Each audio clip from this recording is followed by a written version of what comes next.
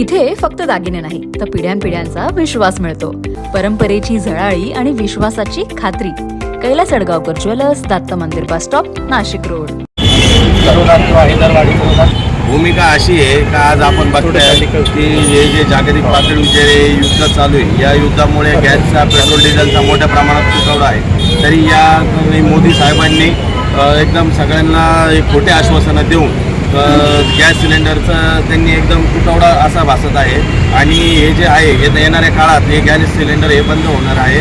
तरी आम्ही 2014 साली मोदी साहेबांनी आश्वासन दिलं होतं की आम्ही पेट्रोलच्या, डिझेलच्या, गॅसच्या भाववाढी आम्ही कमी करू, पण असं काही झालं नाही. तसेच वाढलेल्या गॅसच्या किमती वाढलेल्या आहेत. तरी इथं आम्ही युवा सेनेच्या वतीने तीव्र आंदोलन आणि याचा जाहीर निषेध करतोय.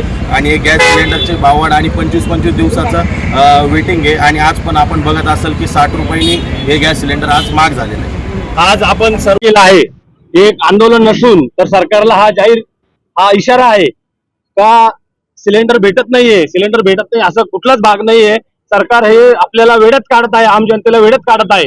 काय सिलेंडर भेटतंय तर कसं भेटतंय ते तर कमी पैशाने नाही भेटत, जास्त पैसे नाही तर सिलेंडर ब्लॅकने विकताय. कुठून विकताय? साठा नाहीये सरकारकडे तर मग साठा येतो कुठून? गरिबांवर हा पूर्णपणे अत्याचार होत आहे.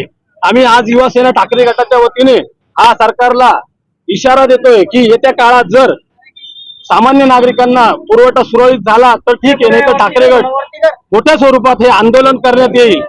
जय हिंद. NCN न्यूज साठी रोहनदानी, नाशिक.